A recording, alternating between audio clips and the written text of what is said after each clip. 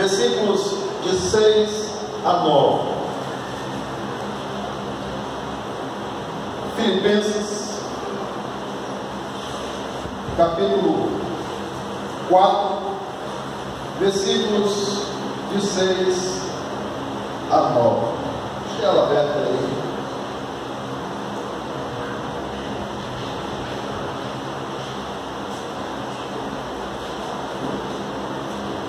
Nós estamos no mês de setembro. Comumente,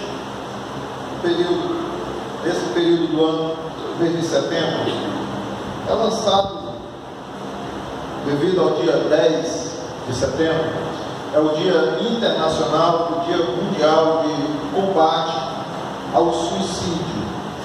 Pensando nisso, alguns grupos aqui no Brasil, entre eles a Federação de Medicina, o Conselho Federal de Medicina, criou aí uma campanha intitulada Setembro Amarelo, para que durante todo esse período, todo esse mês de setembro, a gente possa falar sobre o importante assunto que é o combate ao suicídio, que tem aí assolado inúmeras famílias. Quando a gente fala de suicídio, nós não estamos falando apenas daquelas pessoas que tentaram ou que tiveram êxito nessa prática do suicídio, mas atinge amigos, familiares, a comunidade, e é necessário a gente falar sobre isso. Por isso, durante todo esse mês, nós estaremos tratando um assunto delicado, mas que é necessário falar. É preciso nós falarmos sobre saúde emocional. Os índices mostram, pelo menos algumas das causas, e entre elas as mais relacionadas com o suicídio, estão a depressão. Mas não é só a depressão que tem causado o suicídio, porque algumas pessoas, pelo ímpeto do momento, por um momento ruim que ele está passando, mesmo não estando passando por depressão, tem cometido suicídio. Quando a gente olha os números, são números alarmantes. Para você ter uma ideia, a cada 45 minutos, uma pessoa se suicida.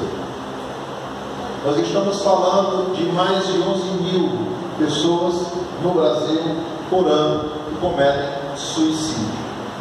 Suicídio é a segunda maior causa de morte entre os jovens entre 15 e 29 anos. E embora a relação entre distúrbios mentais e o suicídio esteja bem estabelecido, várias pessoas cometem suicídio por outras ordens, por momentos de vida que estão passando, por não saberem lidar com a perda, com a dor, com momentos desfavoráveis, com situações adversas. E existe um estigma muito grande em torno desse transtorno mental e do suicídio. E esse estigma faz com que muitas pessoas não conversem sobre os seus sentimentos. E quando esse pensamento vem na cabeça de muitas pessoas, e acredite, esse número tem crescido cada vez mais, quando esse pensamento vem, muitas pessoas tentam se calar, fingir que não existe, tentam superar.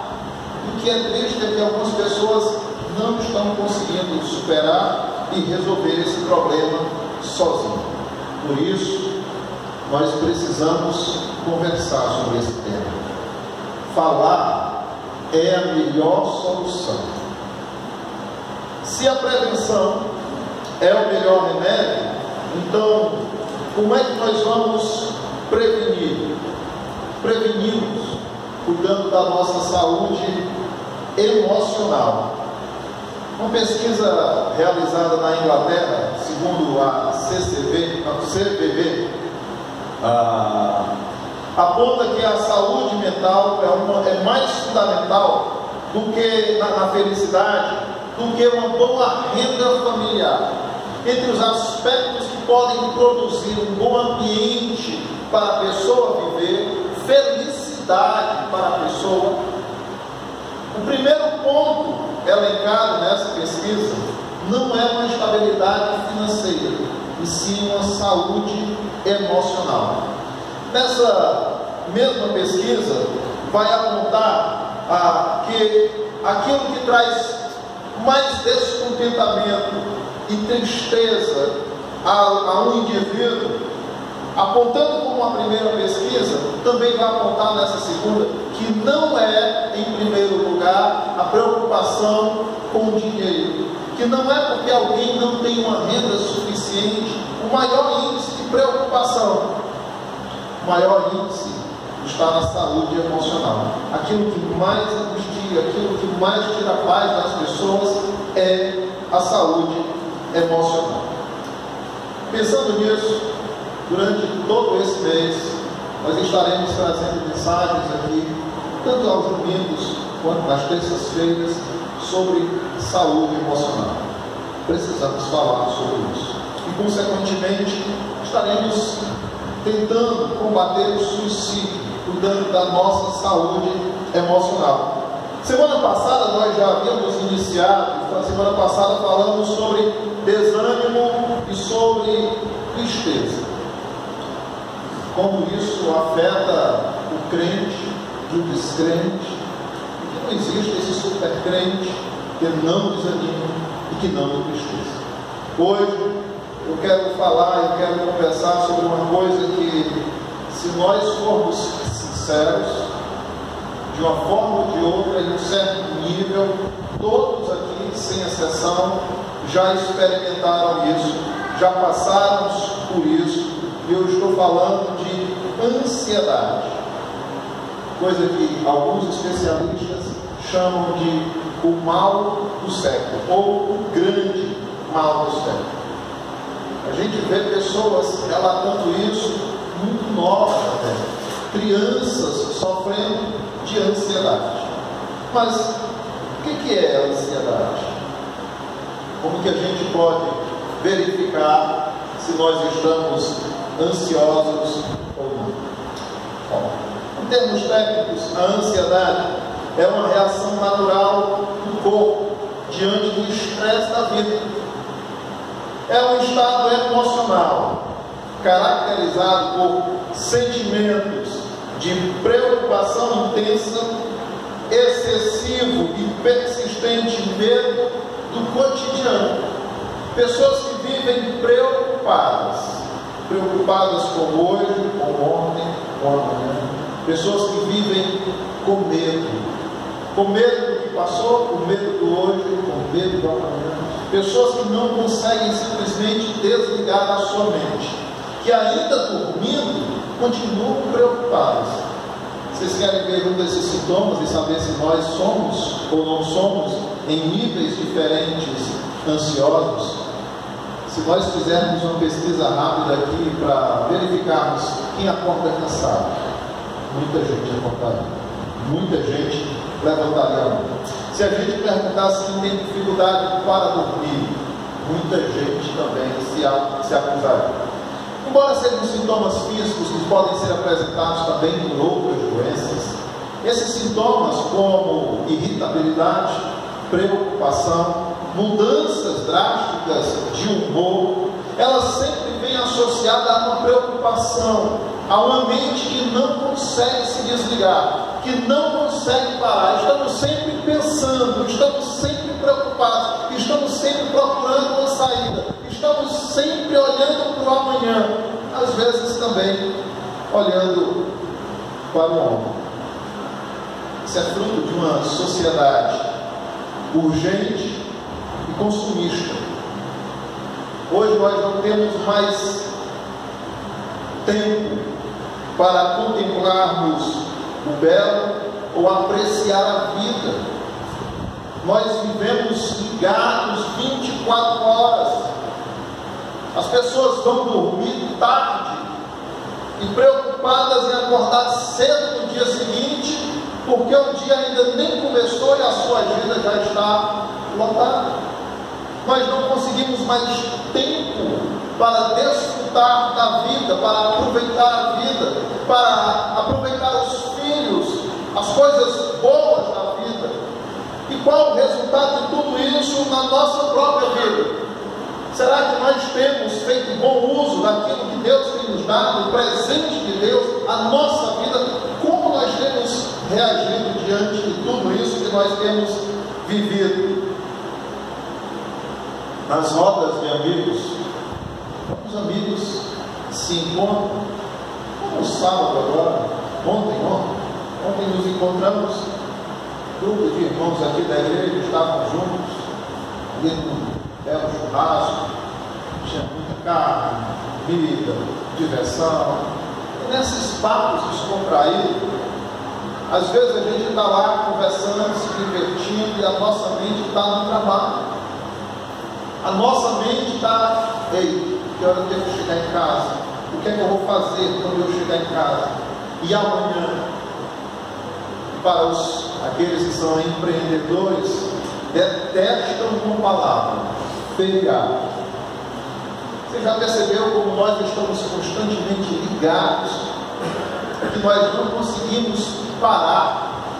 Como isso nos afeta? E quando nós nos reunimos como ontem, a gente conversa de tudo. A gente conversa do time, que a gente torce, que a gente não torce. A gente conversa uma coisa que viu na internet. A gente fala da igreja. A gente fala de quase todos os assuntos, menos de um. Se alguém tocar nesse assunto que é tabu, o assunto para e a gente já nem consegue mais avançar no diálogo. Que assunto é esse? É o meu eu, são os meus medos, são as minhas angústias. Nós temos uma séria dificuldade em expor aquilo que nós somos, aquilo que eu sou e aquilo que eu sinto. A igreja, por muito tempo, e infelizmente ainda algumas que pensam assim, que uma vez que nós fomos alcançados pela graça, essa graça parece que nos revestiu e nos transformou de super crentes, aonde não nos entristecemos, aonde não enfrentamos situações adversas, aonde a angústia não está à nossa porta. E isso parece contrariar aquilo que Paulo diz, que o dia mau virá. O dia mau chega para mim e chega para você. Isso é fato.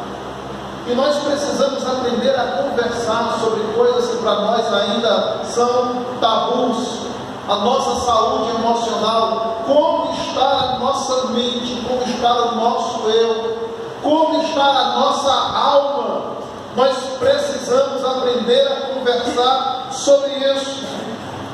E aí nas rodas de amigos, a gente conversa sobre tudo. E há sempre aquele especialista. Mas quando o assunto é a nossa saúde emocional, quando o assunto é a nossa alma, como ela está, nós não conversamos. Nós temos medo de nos expor. Nós precisamos, meus amados, cuidar urgentemente da nossa alma, cuidar da nossa saúde emocional.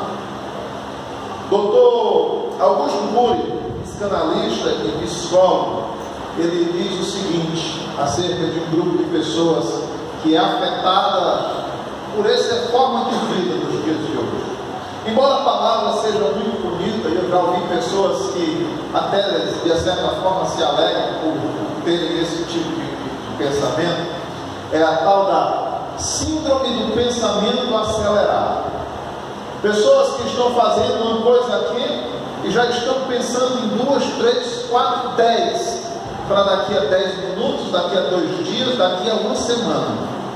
Esse pensamento que é chamado, segundo os especialistas aí, psicanalistas, de síndrome do pensamento acelerado. Deixa eu usar palavras aqui do Dr. Augusto Cury, e dessa vez não minhas. Isso não é uma boa coisa para a gente ter, porque segundo ele diz o seguinte: pensar é bom, pensar é muito bom, mas pensar de forma desordenada, com a falta de coordenação, de controle e de objetividade, nos torna uma bomba relógio ambulante.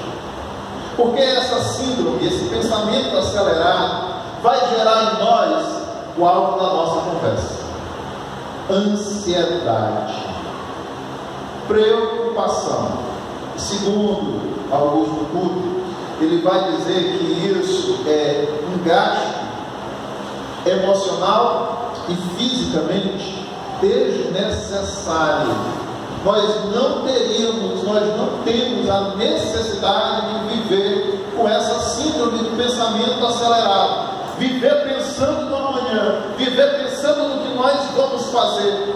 Mas isso é uma característica dessa geração, nossa geração. As crianças hoje já estão assim. Nós vivemos em um mundo competitivo demais. A gente coloca as crianças em inúmeras atividades, e nós forçamos as nossas crianças, os nossos filhos, ainda muito novos, a viver nessa loucura do dia a dia, a viver preocupados, a viver pensando no que fazer amanhã. E nesse ritmo que nós estamos levando a nossa vida, ao invés de nós podermos desfrutar do melhor do que a tecnologia e a ciência já produziu, pelo contrário, nós estamos indo na mão de tudo aquilo que nós temos produzido com essa vida que nós temos. Nenhuma outra geração que já pisou na Terra teve tanta tecnologia quanto a nossa geração. Nós somos, de certa forma, agraciados com o conhecimento que Deus nos deu de aproveitar tanta tecnologia. Eu lembro-me que no meu tempo de infância a gente tinha para estudar uma tal de enciclopédia britânica, livros grossos, uma coleção enorme, e vá tentar achar um assunto ali que você passava pelo menos meio dia só para você encontrar o que você queria. A geração de hoje nem digita, pega o celular, fala com o Google, e o Google lhe dá um resumo de tudo aquilo que você quer. Nós vivemos uma geração da tecnologia. Essa geração Z também tem um outro grande privilégio. Nenhuma outra geração teve tanto entretenimento como essa. Então essa geração tinha tudo para ser a mais feliz, para ser a melhor geração que já pisou na face da Terra. No entanto, os números mostram que essa é a geração mais infeliz, mais angustiada, mais preocupada e mais depressiva que já existiu sobre a face da Terra.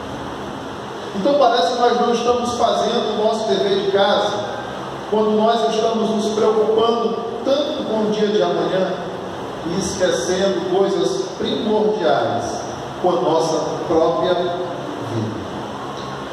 E aí nos resta uma pergunta que precisamos responder a essas e a outras indagações. Por que é que nós abrimos mão do encanto da vida para nós vivermos como máquinas de produzir?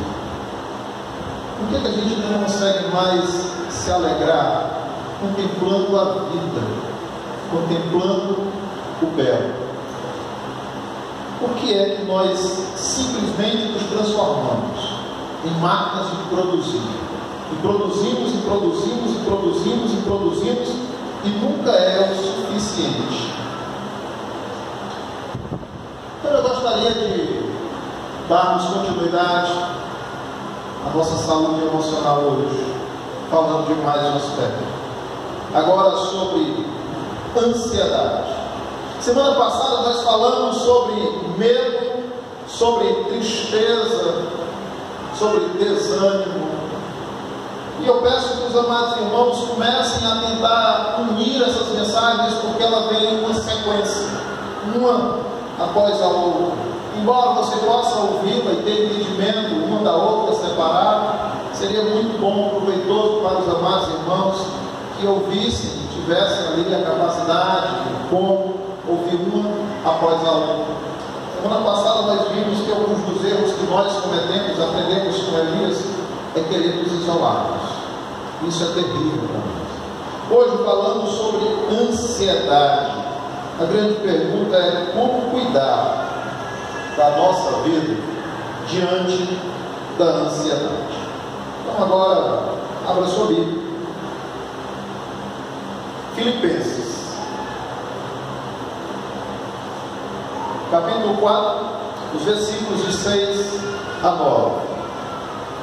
O texto bíblico diz o seguinte: não andem ansiosos por coisa alguma, mas em tudo, pela oração e súplicas e com ações de graças, apresentem seus pedidos a Deus. E a paz de Deus, que excede todo entendimento, guardará os seus corações e as suas mentes em Cristo Jesus. Finalmente, irmãos, tudo que for verdadeiro, tudo que for nobre, tudo que for correto, tudo que for puro, tudo que for amável, tudo que for de boa fama, se houver algo de excelente ou digno de louvor, pensem nessas coisas. Tudo que vocês aprenderam, receberam, ouviram e viram em mim, ponham em prática, e o Deus da paz estará com vocês.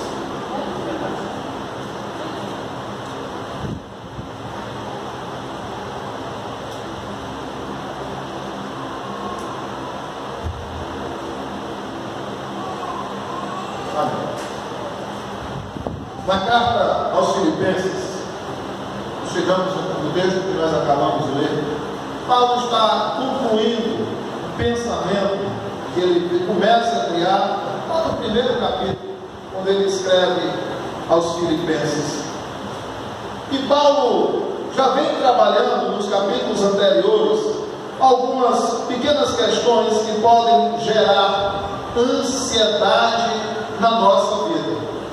E quando ele chega aqui e diz: meus queridos, não andeis ansiosos por coisa alguma, parece ser muito simples agora, redundante, simplista, quando ele fala: não andeis ansiosos por coisa alguma.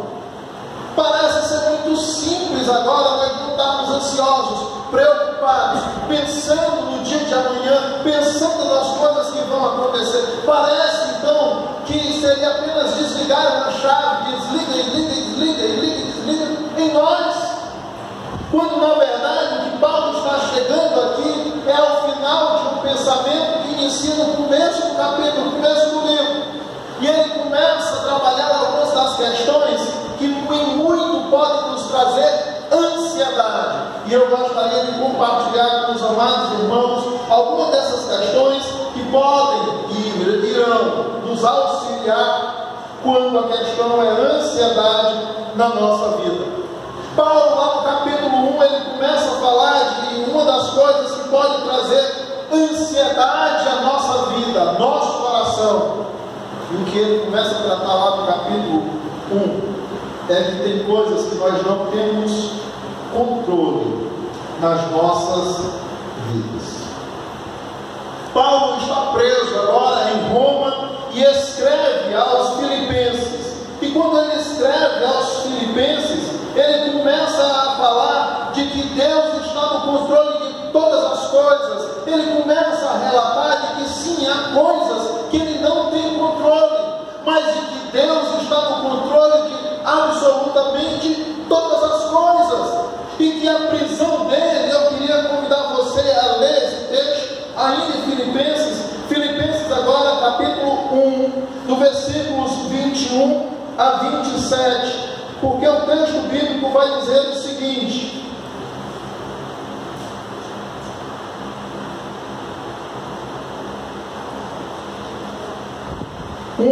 21 a 27. Porque para mim o viver é Cristo e o morrer é lucro. Caso continue vivendo no corpo, terei fruto do meu trabalho, e já não sei o que escolher. Estou pressionado dos dois lados. Desejo partir e estar com Cristo, o que é muito melhor. Contudo, é mais necessário, por causa de vocês, que eu permaneça no corpo. convencido disso, sei que vou permanecer e continuar com todos vocês para o seu progresso e alegria na fé, a fim de que pela minha presença, outra vez, a exaltação de vocês em Cristo Jesus transborde por minha causa. Não importa o que aconteça, exerçam a sua cidadania de maneira digna do Evangelho de Cristo, para que assim, quer eu vá e os veja, que apenas ouça a seu respeito em minha ausência, fique eu sabendo que vocês permanecem firmes em um só Espírito, lutando unânimes pela fé evangélica. Sabe, meus amados, uma das grandes causas que nos causa ansiedade é a falta de controle daquilo que nos cerca. Às vezes nós temos um desejo de controlar as coisas que é absurdo. A gente percebe isso em pessoas que querem controlar as coisas mais simples da vida. Querem controlar o esposo, querem controlar a esposa, no que falar, no que viver, no que pensar. Eu vejo gente que quer controlar os filhos casados, os netos, mas não é controlar daquela forma de educar, de ensinar, é dizer o que tem e o que não tem que fazer. E esse controle se estende a quase tudo na vida. Quer controlar o seu emprego, quer controlar os seus rendimentos, quer controlar a igreja, quer controlar os amigos. E você já parou para pensar o quanto isso nos causa angústia? Porque nós não temos controle daquilo que nos cerca. Deixa eu lhe dar uma triste notícia: você não tem controle da sua própria vida. O texto bíblico diz que hoje vivemos e amanhã nós podemos não viver mais. Somos como um sopro de vida. Hoje estamos aqui, amanhã pode ser que nós não estejamos aqui. Se assim é, como nós podemos viver tão ansiosos, querendo trazer esse controle absoluto sobre tudo que nos cerca? Então Paulo nos dá uma importante lição, meus amados, e nós precisamos começar a colocar em prática. Nós não temos controle sobre todas as coisas, porém precisamos aprender o que Paulo disse. Ele diz que o viver é Cristo. A nossa vida, ela tem que estar baseada, elas têm que estar a favor, elas têm que apontar para Cristo. Isso deveria ser para nós suficiente em nossa vida. Mas muitas vezes nós tentamos apressar as coisas e viver o dia de amanhã. O próprio Senhor Jesus já havia ensinado algo muito similar lá no Sermão do Monte. Mateus 6, 25, ele vai dizer: não andeis ansiosos, preocupados com o dia de amanhã. Basta cada dia o seu próprio mal. E às vezes a gente acha que isso é uma questão muito simples, que um estalar de dedos como Thanos, pastor, falar é fácil. O problema, meus amados, não é uma questão de facilidade ou de dificuldade, mas de compreensão do que deve ser feito. Isso é uma questão de escolha nossa. E muitas vezes nós escolhemos nos preocupar com o dia de amanhã. Existem certas preocupações que são inerentes, que nós não conseguimos fugir delas.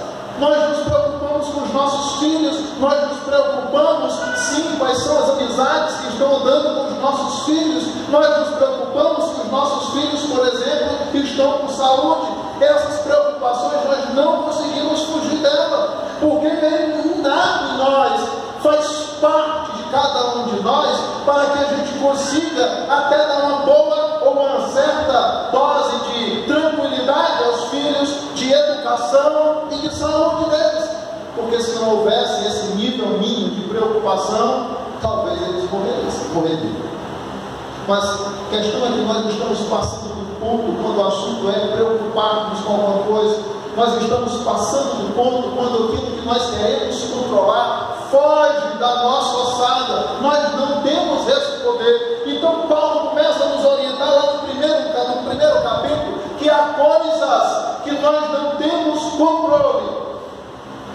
Vamos lembrar que Paulo estava preso, os amados irmãos ali preocupados com Paulo, alguns lamentando tudo aquilo, e ele diz: Deus está no controle de todas as coisas, eu sei que Deus tem operado, e eu sei o resultado de tudo isso que está me acontecendo, e que no final o Senhor será glorificado. Nós sofremos sim, porque nós somos humanos. Não há como fugir de que certas situações vão vir sobre nós e trazer alguma angústia. Nós não conseguimos fugir disso. Mas às vezes nós criamos problemas irreais. Nós imaginamos que o amanhã será dessa forma ou daquela forma, sem nenhuma base para que nós venhamos a pensar. É tudo fruto da nossa imaginação. Algumas pessoas se preocupam, por exemplo, que podem estar doentes, e começam a criar na sua mente os sintomas, começam a senti-los, começam a observá-los, sem sequer procurar um médico. E isso traz um duplo sofrimento sobre a nossa vida. Se for verdade, nós vamos sofrer hoje e vamos sofrer amanhã. E se não for, nós estamos sofrendo hoje desnecessariamente. Então, meus amados, nós precisamos aprender a não só louvar ao Senhor com os nossos lábios, com a nossa oferta, com os dízimos. Nós precisamos aprender a louvar ao Senhor com a nossa mente, depositar no Senhor toda a nossa esperança e confiança. Nós precisamos agora dizer para a nossa mente, que muitas vezes é inquieta, que muitas vezes está acelerada e que nós não conseguimos acompanhar o ritmo desse pensamento, e dizer para ela: mente, pensamento, minha alma, como diz o salmista, por que está abatida, por que está preocupada, por que está ansiosa, ó minha alma? Aprenda a descansar no Senhor, minha alma. Aprenda a descansar no Senhor. E isso não é uma tarefa fácil, não é uma questão de que nós vamos agora começar a fazer e vai ser algo fácil, mas nós precisamos aprender a separar o que é real, o que é fruto da nossa imaginação. Quais são as preocupações reais que nós precisamos ter, com aquelas preocupações que nós temos criado sobre nós mesmos, criado um fardo tão pesado que tem nos trazido ansiedade, desânimo e fracasso dos nossos relacionamentos. Precisamos aprender a separar isso, meus amados. No capítulo 2, Paulo começa a falar agora de um outro problema, que também nos causa ansiedade, nos causa preocupação e dor. Capítulo 2, Paulo agora fala sobre os relacionamentos e como esses relacionamentos nos causam ansiedade. Nos causam ansiedade, às vezes ainda relacionado com o que vimos no primeiro. Queremos controlar e não controlamos.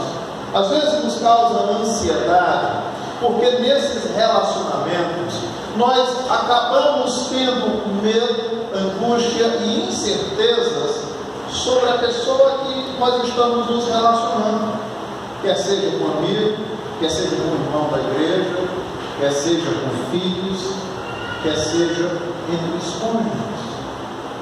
Eu fico impressionado com os dias de hoje, quando eu escuto pais e filhos se questionando se são amados uns pelos outros. Será que meu filho me ama? Eu fico lamentando estar ouvindo aquilo. Quando eu escuto de filhos, eu digo: não sei se meu pai me ama. Como isso me entristece? Eu fico pensando como está a alma de uma pessoa dessa, nos seus relacionamentos, porque o tamanho da angústia do seu coração por essa incerteza que lhe bate a porta todos os dias. E a ansiedade não é aquela apenas que a gente vai dizer que nos causa prejuízo quando acontece hoje e não amanhã. Esse tipo de ansiedade, ele nos persegue por anos a fio. São dias e dias, meses e meses, anos e anos, com essa dúvida latente na nossa mente: será que eu sou amado? Será que eu sou aceito? Esses relacionamentos nos causam angústia, porque muitas vezes nos fazem sofrer.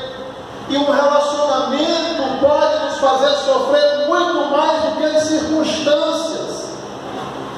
Deixa eu lhe dizer uma coisa: precisamos aprender com isso. Nós falamos muito do amor de Deus, mas nós temos vivido muito pouco em nossos relacionamentos quando nós não aprendemos a pedir perdão, a perdoar, a superar alguma decepção que alguém tenha nos causado.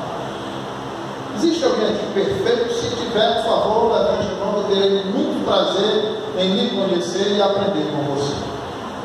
Eu creio que não há. Se todos nós somos imperfeitos, é uma questão de tempo eu decepcionar alguns de vocês. É uma questão de tempo alguns de vocês me decepcionar em vários aspectos da vida, no cotidiano da nossa vida. Então, como nós vivemos nessa ansiedade e preocupação, e muitas vezes uma mágoa profunda no coração, porque alguém disse, porque alguém fez algo contra a gente, porque alguém tomou uma atitude que eu não queria, voltamos ao ponto: queria controlar a pessoa, não consegui controlar. Agora ela disse ou fez algo que me magoou. E nós não temos ou perdemos a capacidade de olhar a nossa timeline, a nossa história da vida, todo o percurso de vida. Nós agora passamos a observar somente aquele dia, aquele ponto, o que foi feito e o que foi dito. E a gente finge que está tudo bem. Perdemos amizades, perdemos relacionamentos, a gente vê pais deixando de falar com filhos e vice-versa. Nós vemos irmãos rompendo relacionamento, nós vemos amigos de longa data que simplesmente deixam de conversar, de falar um com o outro, e a gente finge que não está tudo bem. Eu me pergunto, e gostaria de lhe perguntar: como está tudo bem se você de uma hora para a noite rompeu relacionamentos que até ontem lhe causava certa alegria, prazer em conviver com essa pessoa? Como hoje está tudo bem sem trazer nenhuma angústia no seu coração, quando você não consegue conviver bem, ter um bom relacionamento com pessoas que, por mais que você negue, você aprendeu a amar? Como isso pode não gerar angústia, ansiedade? Sabe por que gera ansiedade? Porque as pessoas que mais nos ferem são as pessoas que mais nós amamos, as pessoas que nós não nos importamos. Se um desconhecido disser para mim, olhar para mim e disser que eu estou ridículo com a roupa que eu estou usando, talvez antes de eu dar o próximo passo eu esqueci o que ele disse. Mas se eu me produzir em casa e ouvir uma palavra dessa da minha esposa, talvez eu passe uma semana mal. É ou não é? Você já parou para ver as mulheres como elas sofrem com uma pequena palavra que os maridos ou os filhos declaram, dizem a elas? Elas são mais sensíveis do que os homens. Não que os homens não se sintam muitas vezes da mesma forma. Isso por quê?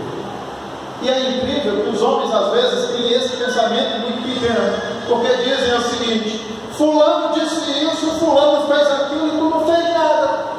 Mas eu, se eu disser isso, as lágrimas rolam. Por quê?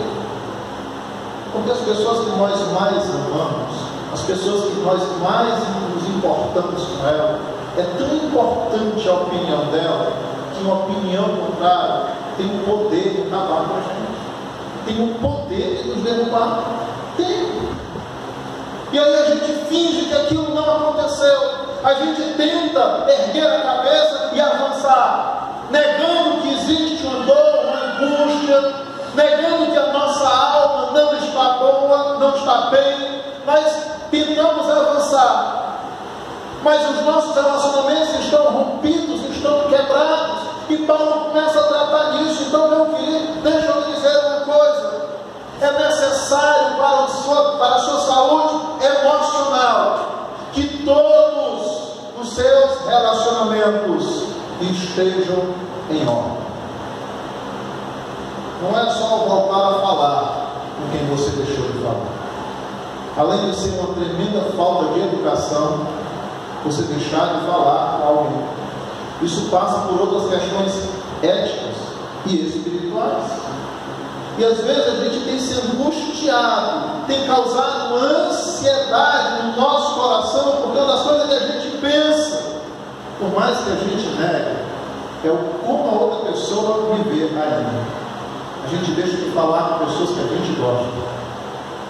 E eu fico observando, às vezes eu converso com algumas pessoas que dizem o seguinte: nem quero ouvir aquela pessoa, tenho raiva dessa pessoa. Aí acessa as redes sociais, a primeira pessoa que ela vai olhar é aquela pessoa que ela diz que não quer conversa. Causa ou não causa ansiedade? A gente quer saber o que a pessoa pensa. Agora eu fico imaginando quando nós temos vivido isso, e o que é pior, em Cristo, dentro da igreja, nós declaramos o nosso amor e fidelidade ao Senhor e vivemos ansiosos, porque os nossos relacionamentos foram rompidos e estão quebrados. Então, meus amados, deixa eu lhe dar um conselho: restabeleça relacionamentos quebrados. E aí vem o primeiro ponto dessa ansiedade. O que é que vão dizer de mim se eu for procurar ele? A questão não é o que vão dizer sobre você, porque sempre vão dizer. Se você pintar o seu cabelo, que a cor que for, vão falar de você. Se você torcer com o time que você torcer, vão falar de você. Se você não for falar com essa pessoa, vão falar de você. Se você for falar com essa pessoa, vão falar de você. A questão aqui não é o que vão falar de você, mas é como a sua alma está, é como os seus sentimentos estão. E nós, quando estamos com sentimentos frustrados, abalados e feridos, não conseguimos adorar a Deus. E nós precisamos ter uma adoração perfeita diante de Deus. Então deixa eu lhe dizer uma coisa: sua primeira preocupação não é o que vão falar de você, é como está a sua alma, é como está o seu coração, como está a sua saúde emocional. Então, antes de pensar o que vão falar e o que o outro vai pensar de você quando você chegar lá, antes de pensar em desculpas para dar, vim aqui por isso, eu vim aqui por aquilo, vou lhe dizer uma coisa, seja objetivo e prático. Eu vim aqui para nós colocarmos um fim nisso. Recentemente, tivemos aqui um contratempo com uma pessoa amada na igreja. Nós conversamos, ele disse que a pessoa expôs o que tinha acontecido. Eu disse: meu irmão, não foi só isso, está zerado. Você também está zerado, vamos superar. E de lá para cá parece que isso, aquilo que havia acontecido, não aconteceu. Foi superado, o relacionamento foi refeito. Nós precisamos, meus amados, não é fingir que o problema não existe, porque os problemas existem, mas nós precisamos em Cristo Jesus aprender a resolver os problemas. E com problema com relacionamento, nós não resolvemos com desculpas, nós não resolvemos achando culpados, nós resolvemos colocando um ponto final, definitivo no problema. O que foi que aconteceu? Você disse isso, me perdoe. O que foi que aconteceu? Você fez isso, me perdoe. Não adianta dizer: ah, mas eu só disse isso porque você fez isso, porque a circunstância era aquela. Nós queremos dar desculpa para permanecer no nosso erro. E isso continua a trazer uma ferida, uma úlcera que vai corroendo dia a dia, causando angústia, dor e sofrimento. Então, meus amados, em nome de Jesus, procure pessoas que você rompeu relacionamentos, refaça, restabeleça relacionamentos quebrados para a glória de Deus. No capítulo 3, Paulo agora diz que a pessoas, mais precisamente no capítulo 3, versículo 19, que há pessoas que pensam muito mais em coisas terrenas, e como isso nos causa ansiedade. Se no primeiro ponto ele vai dizer que o que causa ansiedade é porque nós não temos controle sobre as coisas, no capítulo 2 ele vai dizer que nos causa ansiedade são relacionamentos mal resolvidos. Terceiro capítulo ele vai dizer que uma das coisas que nos causa ansiedade é a nossa preocupação excessiva com coisas terrenas. Em outras palavras, nós vivemos uma era do consumismo. Nós compramos coisas que nós não precisamos para agradar pessoas que nós nem conhecemos. Nós estamos sempre preocupados em ter bens materiais. Não há nada errado com dinheiro. Deixa eu dizer isso. Não há nada errado em alguém ter dinheiro. O problema é quando o dinheiro nos tem. E aí a gente quer viver uma vida apenas de consumismo.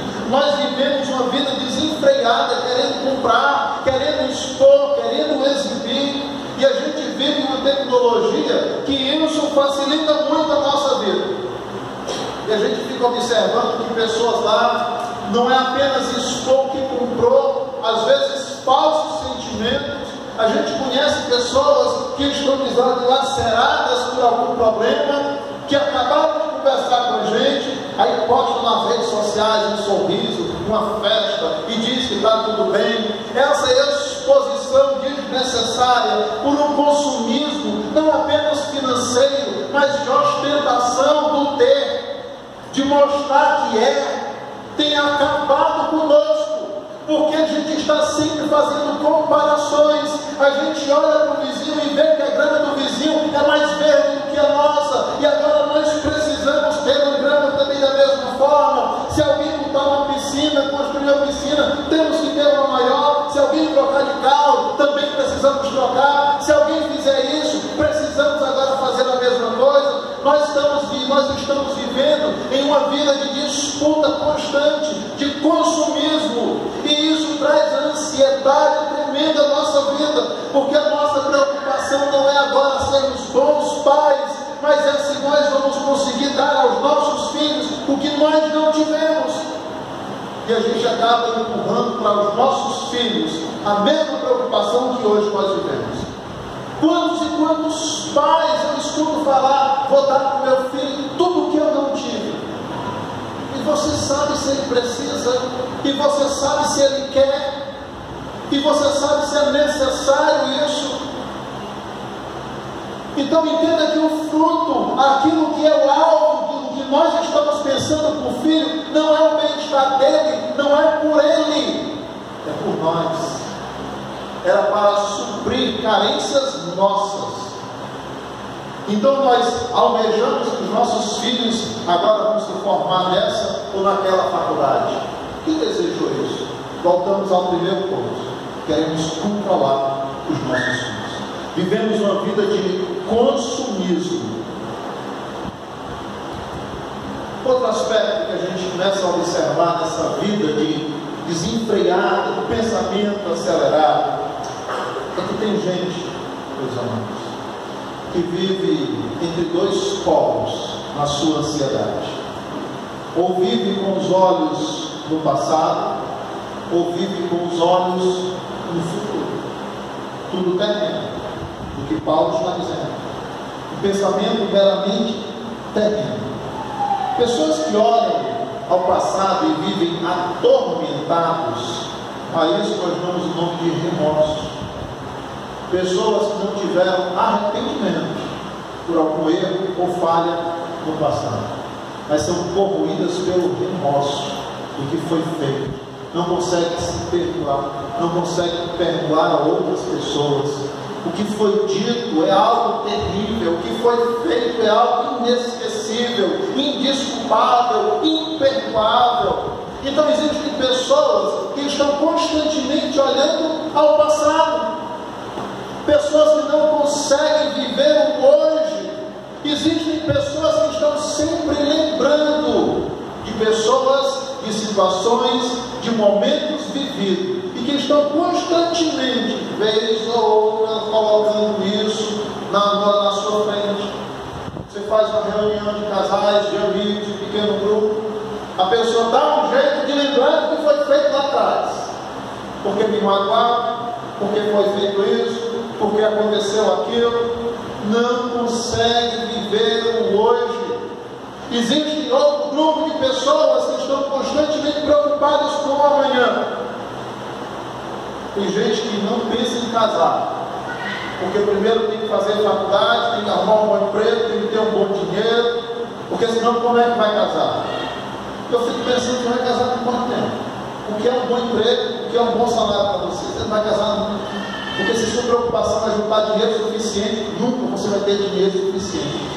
Você vai viver a sua vida só. Também não podemos ser irresponsáveis. Um olha para o outro, estão amados, estão apaixonados, vão casar e vão viver de quê? Não podemos viver uma vida irresponsável, não é verdade?